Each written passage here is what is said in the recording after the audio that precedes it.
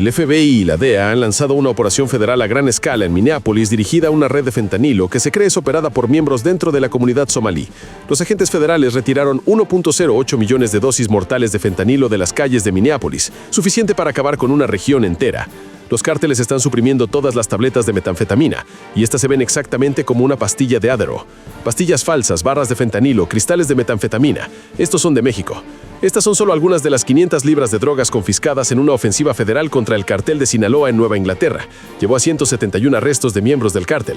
Estos son arrestos de alto nivel, no distribución minorista de bajo nivel.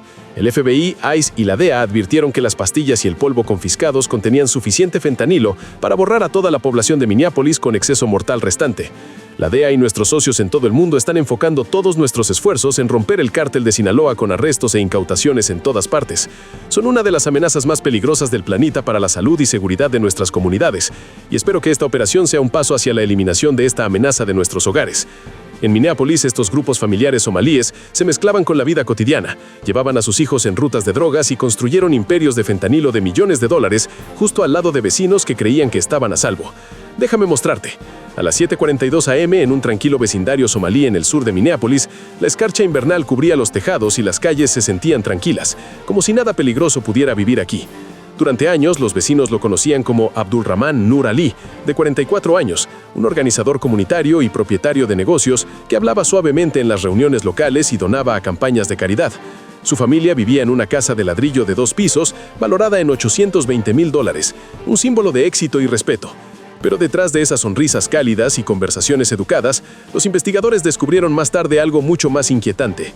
Los registros federales rastrearon $6.3 millones en movimiento de efectivo inexplicable en solo 22 meses, dinero enrutado a través de asociaciones culturales, pequeños negocios de importación y transferencias privadas que nunca aparecieron en ninguna declaración de impuestos. La gente del vecindario creía que estaba a salvo, creían que conocían al hombre de al lado. Pero dentro de esa casa tranquila, la verdad había estado escondida a plena vista. Si crees que el peligro puede esconderse a plena vista, dale like y comenta. Mantente alerta. Pero la verdad dentro de esa casa tranquila no se reveló por sí sola. Salió a la superficie debido a un momento, una parada de tráfico que no debería haber significado nada. El punto de inflexión llegó en una fría noche de enero a las 9:18 p.m. a lo largo de Lake Street en Minneapolis. Una parada de tráfico rutinaria. Nada dramático, nada inusual. El conductor era Mohamed Farhan Isi, de 32 años, un pariente tranquilo de Abdulrahman, conocido en la comunidad como conductor de entregas. El oficial inicialmente solo notó una luz trasera rota, pero dentro del maletero había 2 bultos negros sellados, una báscula digital y $47,600 en efectivo envuelto en bandas de goma. Las pruebas de campo confirmaron fentanilo, suficiente polvo para producir más de 180,000 dosis letales. Desde ese momento, el caso ya no era local. El informe fue enviado a las agencias federales. En 48 horas se formó un grupo de trabajo conjunto. FBI Minneapolis, DEA, Investigaciones de Seguridad Nacional, Aduanas y Protección Fronteriza. No se movieron rápido, se movieron cuidadosamente. La vigilancia silenciosa comenzó alrededor del vecindario. Registros telefónicos, registros de vehículos nocturnos, transferencias de dinero inexplicables, y lentamente una red oculta comenzó a revelarse. Lo que comenzó como una sola parada de vehículo pronto llevó a los investigadores algo mucho más personal dentro de la familia misma. Una parada de tráfico rutinaria y todo cambió. Si todavía estás siguiendo el caso, comenta "Sigue adelante" y dale like para apoyar la investigación. Durante las siguientes 8 semanas, los investigadores mapearon la estructura de la operación. Lo que parecía una familia extendida ordinaria era en realidad una red estrechamente organizada, construida alrededor de Abdulrahman Nur Ali. Su hermano menor, Youssef Nure, de 38 años, manejaba la logística, escalonando entregas nocturnas detrás de tiendas de comestibles y pequeños lotes de almacenes. Otro pariente, Jodan Warsamen, de 34 años, registraba gastos y pagos en libros contables escritos a mano, mitad en inglés, mitad en somalí. Otro pariente coordinaba conductores de rutas cortas que hacían entregas silenciosas a través de Richfield, Bloomington y el sur de Minneapolis. Nada parecía ruidoso o caótico. Todo era rutinario. Las transacciones ocurrían en lugares familiares. El estacionamiento de un mercado comunitario, un taller de reparación después del horario de cierre. La entrada trasera de una cafetería donde nadie hacía preguntas. Los vecinos veían reuniones familiares, asados de fin de semana, niños jugando en el patio. Pero los registros de vigilancia mostraban otra cosa. Docenas de intercambios de vehículos nocturnos y un flujo constante de efectivo que nunca regresaba a través de los bancos. La imagen ya no era una coincidencia, era un sistema. A las 4:56 a.m., Minneapolis todavía estaba envuelta en la oscuridad invernal. Las calles estaban en silencio, el viento cortando el aire helado mientras capas de nieve brillaban tenuemente bajo las farolas. La mayor parte del vecindario estaba dormida, sin saber que la cuadra tranquila en la que confiaban estaba a punto de convertirse en el centro de una operación federal. 12 vehículos federales sin identificación entraron y formaron el perímetro. 43 agentes del FBI, DEA y Seguridad Nacional se pusieron en posición, cada uno asignado a un punto de entrada específico, cada paso ensayado durante meses. La casa en la esquina, la residencia más nueva, permanecía quieta, sus ventanas oscuras, la escarcha aferrándose al vidrio. Durante meses, los agentes la habían observado desde la distancia, aterrorizados. Esta era la mañana en que darían un paso adelante. No hubo voces alzadas al principio, solo la pesada y escalofriante calma que siempre viene antes de algo irreversible. Luego, en un solo momento, el silencio se rompió. Los comandos rasgaron el aire frío, agudos, disciplinados, sincronizados. Los vecinos lo describirían más tarde como el sonido que nos dijo que algo había estado mal todo el tiempo. Dentro de la casa, el movimiento estalló. Una puerta se cerró de golpe. Pasos corrieron por el piso. 2 hombres intentaron atrincherarse en una habitación trasera. Otro intentó escapar por una entrada lateral, resbalando en el hielo mientras las luces tácticas inundaban el patio. Los agentes entraron, firmes, controlados, cortando cada dirección. Esto no era caos, era precisión. Lo que siguió no fue una escena de película. Fue una lucha desesperada entre personas que sabían que la verdad finalmente los había alcanzado y aquellos que habían pasado 8 meses construyendo el caso. La tensión era pesada, como si el aire mismo estuviera conteniendo la respiración. Desde el pasillo, los oficiales encontraron 9 bolsas de lona negras apiladas contra la pared, cada una idéntica, cada una sellada herméticamente. En una mesa cercana había una contadora de efectivo de alta velocidad, todavía enchufada, mostrando el último total procesado, 182.400, ciclo incompleto. Billetes sueltos cubrían el piso. En un cajón, una pistola 9 milímetros oculta. En una sala de almacenamiento, 24 contenedores de plástico etiquetados con iniciales codificadas. Pero fue el sótano lo que cambió todo. Allí, bajo una zona luz colgante, yacía una mesa de madera de 12 pies cubierta de libros contables, cuadernos, recibos de transferencia, discos cerrados y registros de envío que abarcaban al menos 26 meses. Nombres, números, rutas, totales y junto a ellos 5 bultos negros idénticos a los confiscados en la parada. El análisis de campo estimó su producción potencial, más de 900.000 dosis letales, suficiente para acabar con toda una población de ciudad. Por un momento, todos en la sala quedaron en silencio, porque parados allí, bajo esa luz tenue, finalmente entendieron lo que había estado moviéndose por la ciudad. No rumores, no especulación, una red estructurada construida silenciosamente dentro de un vecindario que confiaba en ella. Abd Rahman estaba en el umbral. Ya no era la figura comunitaria respetada que la gente creía que era. La casa ya no se sentía como un hogar familiar, se sentía como el centro de comando de una operación oculta y la tormenta que finalmente había sido traída a la luz. Si esta redada te impactó, dale like para que más personas puedan escuchar esta historia. Comenta "redada expuesta" si todavía estás conmigo.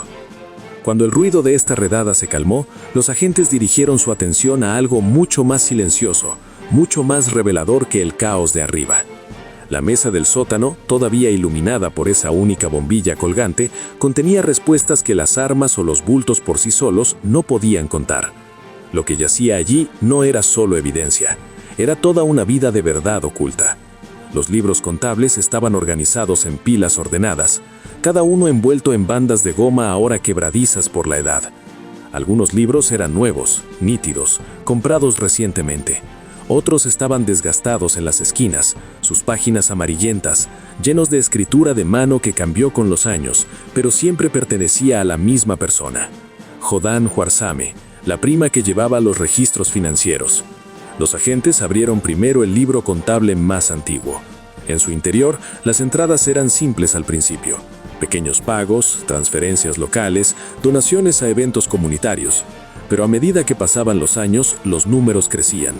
Las notas de $1,000 se convirtieron en entradas de $10,000. Los gastos personales se mezclaban con las transferencias comerciales. Los depósitos de efectivo aparecían sin ninguna fuente legal. Y luego, en algún momento alrededor del año 5, la escritura cambió de tono. Los números se volvieron más audaces. Las transferencias frecuentes y las cantidades imposiblemente altas para una familia sin ningún negocio visible capaz de producir tales ingresos. Una entrada llamó la atención de un detective. $118,400. Minneapolis, Columbus, CW. Sin explicación, sin factura, sin recibo. Otro libro contable mostraba una serie de transferencias internacionales enrutadas a través de Dubái, Nairobi y Estambul. Todas lo suficientemente pequeñas para evitar la detección automática. Cantidades como $8,950, $9,200, $9,700. Números elegidos cuidadosamente para mantenerse por debajo de los umbrales de reporte. Junto a esas entradas, una línea aparecía una y otra vez: donación del Fondo de Ayuda Comunitaria Procesada. Pero los investigadores sabían que el fondo había estado inactivo desde 2019. Una segunda carpeta reveló impresiones digitales de estados de cuenta bancarios de 4 instituciones diferentes. Casi $1.8 millones habían sido ciclados a través de cuentas pertenecientes a primos lejanos, parientes ancianos, incluso 2 individuos que habían regresado a Somalia años antes. Muchas de las transferencias se describían inocentemente como apoyo familiar, asistencia médica o matrícula, pero el momento, la frecuencia y las cantidades coincidían con el patrón de una red de lavado profesional, no una familia ayudándose mutuamente. Más abajo en la mesa había una laptop,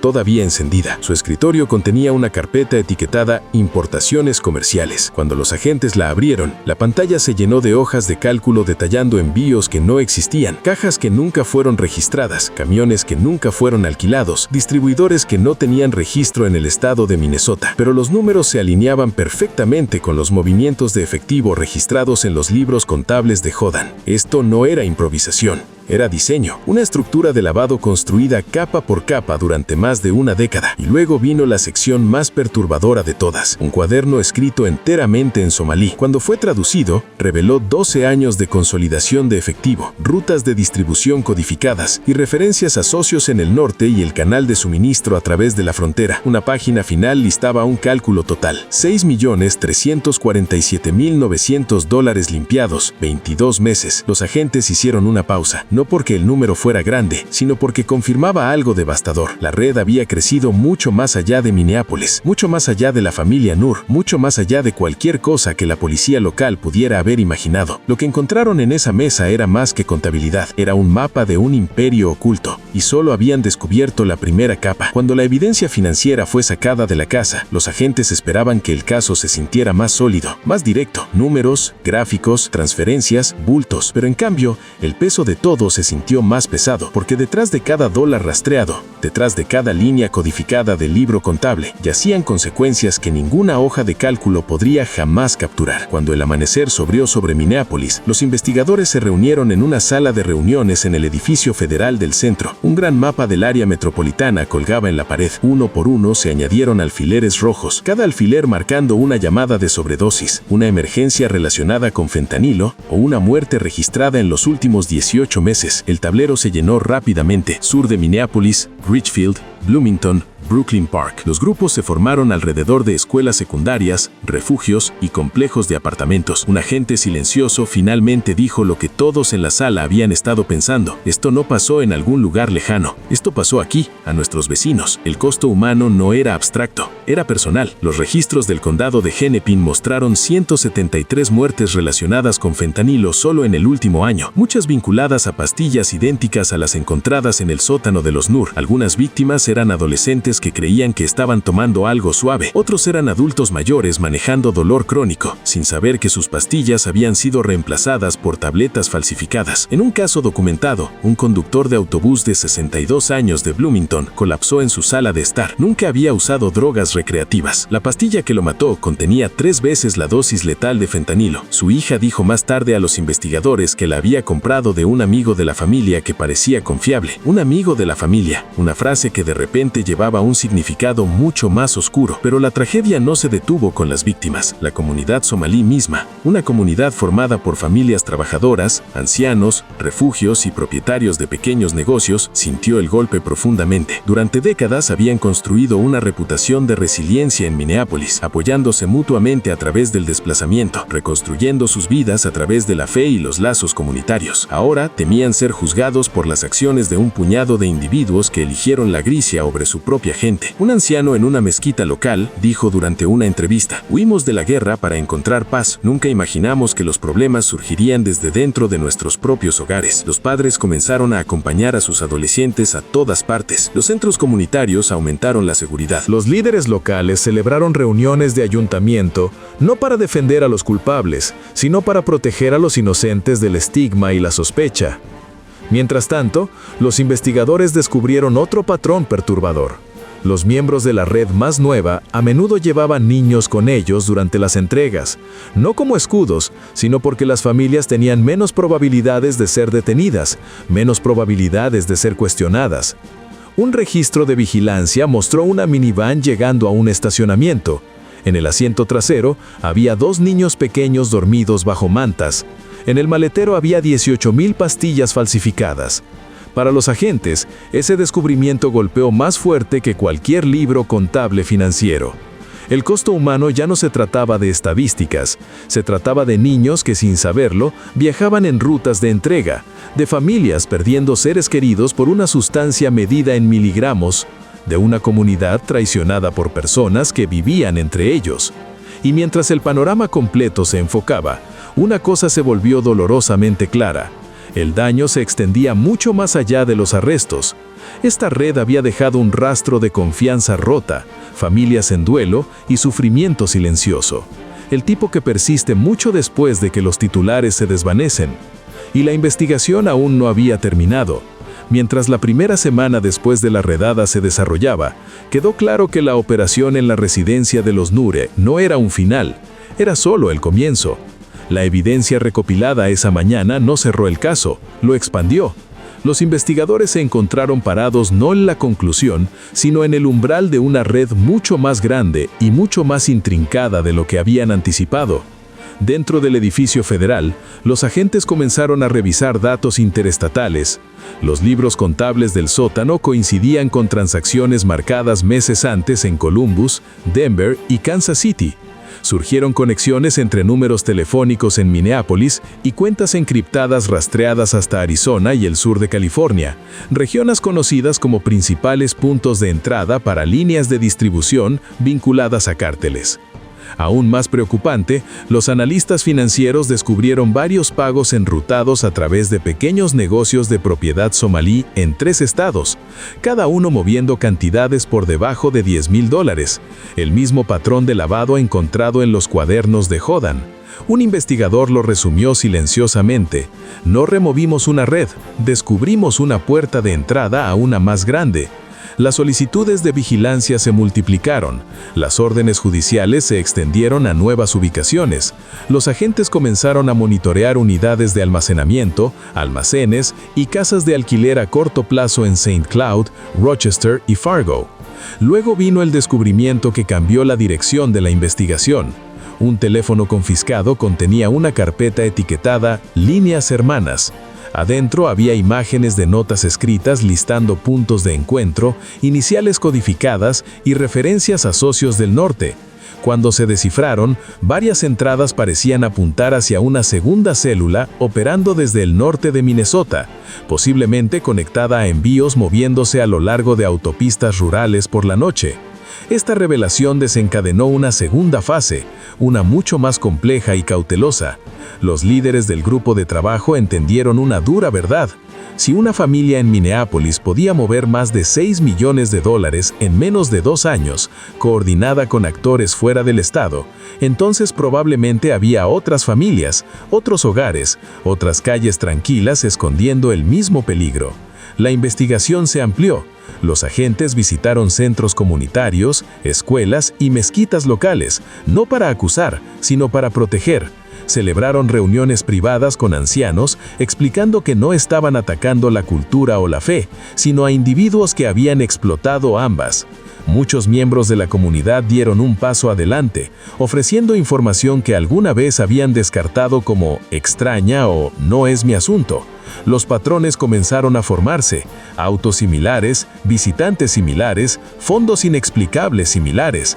Mientras tanto, los analistas de seguridad nacional rastrearon el origen de varios envíos hasta un almacén en Ontario, Canadá, planteando la posibilidad de una ruta transfronteriza alimentando Minneapolis.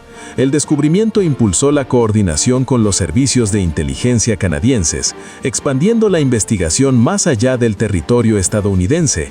Cada nueva pista llevaba peso, cada pequeño detalle insinuaba una estructura aún incompleta.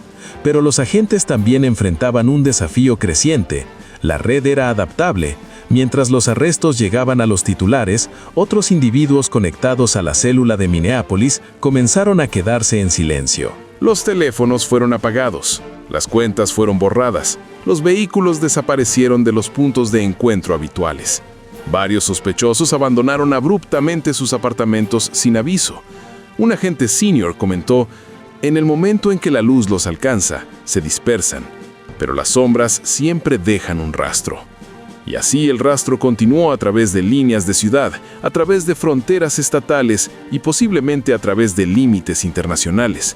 La familia Nure había caído, pero el sistema que los empoderó permanecía vivo, cambiando bajo la superficie, buscando nuevas caras, nuevos hogares, nuevas formas de continuar.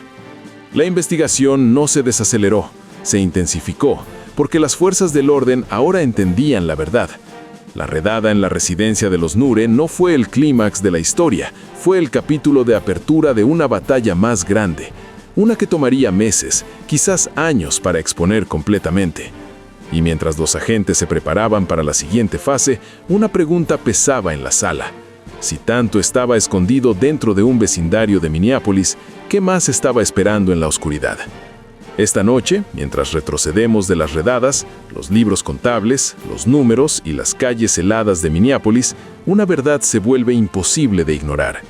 Este no fue solo un caso criminal, este fue un fracaso de conciencia, un fracaso de supervisión y un recordatorio de que el peligro no siempre viene de afuera. A veces crece silenciosamente dentro de los mismos vecindarios en los que más confiamos.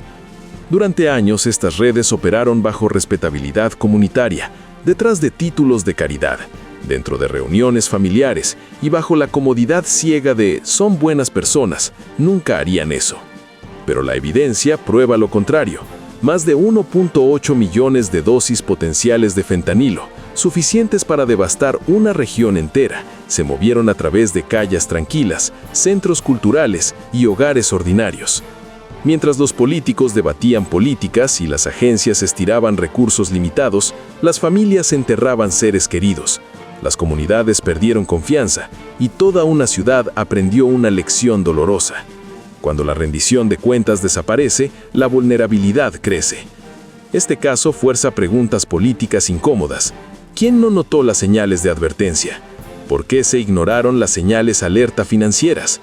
¿Cómo se movieron durante años fondos transfronterizos, transferencias fantasma y libros contables codificados sin intervención? Y lo más importante, ¿cuántos otros vecindarios están viviendo con la misma ilusión de seguridad? Porque esto no fue solo Minneapolis, fue un espejo reflejando lo que pasa cuando las redes organizadas explotan sistemas de inmigración, programas sociales, instituciones religiosas y buena voluntad comunitaria, no para elevar a su gente, sino para lucrar de su sufrimiento. Hay una lección aquí para líderes, comunidades y cada uno de nosotros. La confianza nunca debe reemplazar la vigilancia. La compasión nunca debe silenciar el escrutinio. Y cuando personas inocentes comienzan a pagar el precio, el silencio se convierte en complicidad. Si hay algún valor en esta investigación, es este. Debemos aprender. Debemos hacer preguntas más difíciles. Debemos proteger a los honestos mientras exponemos a aquellos que se esconden detrás de ellos. Porque la justicia no solo es hablar de arrestos, es hablar de prevención, es hablar de responsabilidad y es hablar de negarse a mirar hacia otro lado cuando algo se siente mal. Si crees que las comunidades merecen protección, no traición, dale like. Si crees que la supervisión importa, comenta rendición de cuentas para que más personas vean esta historia. Y si quieres que continúe descubriendo lo que yace detrás de estas redes, comparte este video y suscríbete a Voz Universal, porque la investigación no ha terminado. No en Minneapolis, no en América, y no en ningún lugar donde el peligro todavía se esconde a plena vista.